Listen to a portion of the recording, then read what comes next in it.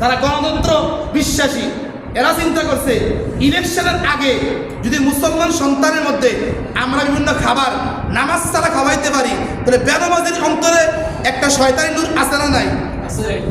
আছে না নাই? বেনামাজি দিলে আছে না নাই? আছে। এই বেনামাজি যে হাত দিয়া খাবার পাকায় শয়তানি নূরটা তার হাতে আসে, আসার পরে এই শয়তানি নূর এই খাবারে যায়, এরপরে খাবারটা যে খায় তার আর নামাজের লোক নাম ঠিকানা নেই। যাচাই করে দেখতে হবে।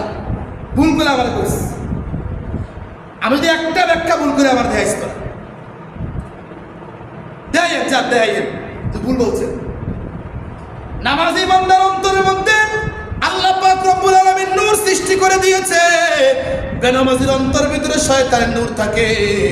বেনামাজি যখন কোনো খাবার হাত দিয়ে পাকায় এই খাবারের ভিতরে শয়তানের নূর যাওয়ার কারণে এরপরে সেই খাবারটা খায়, সেই মাইয়া খায়, সেই ফুলা খায়, আগে নামাজ পড়তো এখন তার কাছে নামাজ পড়া লাগে না। এরপর আবার বাকিতে হুজুর আলহামদুলিল্লাহ আমরা উমুক এলাকায় গেছিলাম, উমুক বেনামাজি সে আবার উমুক দল করে তার এই বেনামাজি হাতের খাবারটা খাইছি। এখন আপনি যতই মসজিদে রাখেন আমরে পারতেন আমরা বাস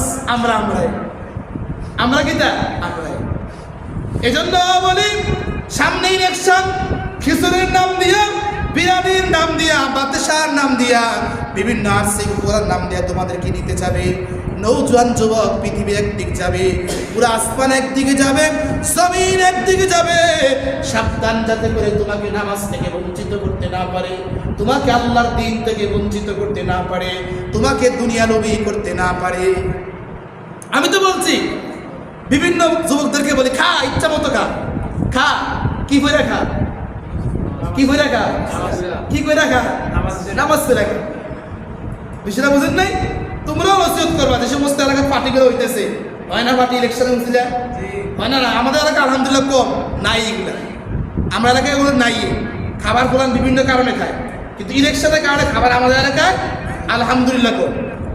জোরে কর আলহামদুলিল্লাহ বেটা, এদের কি পছন্দ খাইবো আমরা? তো যদি তোমাদের কোনো বন্ধু মহল্লা আয়োজন করুক, চেয়ারম্যান কোনো মেম্বার কিছু দিছে আর কি, তাহলে দোস্ত কি বইরা খাইও? নামাজ পড়া আউযুবিল্লাহি মিনাশ শাইতানির রাজিম পড়া খাইও। কারণ শয়তানের রজম এখানে আছে। বেনামাজির হাতে ভিতরে শয়তানের কি আছে? রজম আছে। এটা নামাজের শুরুতে কিনা বলে কোসাই আউযুবিল্লাহ পড়তে না কি লেগে যে মাফ চাই আল্লাহ, শয়তান যা ধোঁকা দিছে তে যদি এই মসজিদের বাউন্ডারিতে না আইতে পারে, এই একটা চিন্তা করে আমরা কি করি? আউযুবিল্লাহি মিনাশ শাইতানির রাজিম পড়ি। এই আবার শয়তানটা যখন এখানে না আইতে পারবো তখনই চিন্তা করবো যে ইলেকশনের নাম দিয়ে আসা যায় কিনা। যেই ইলেকশনের কথা কানে নেই তারে প্রথম ফু দিবি আউযুবিল্লাহি মিনাশ শাইতানির রাজিম।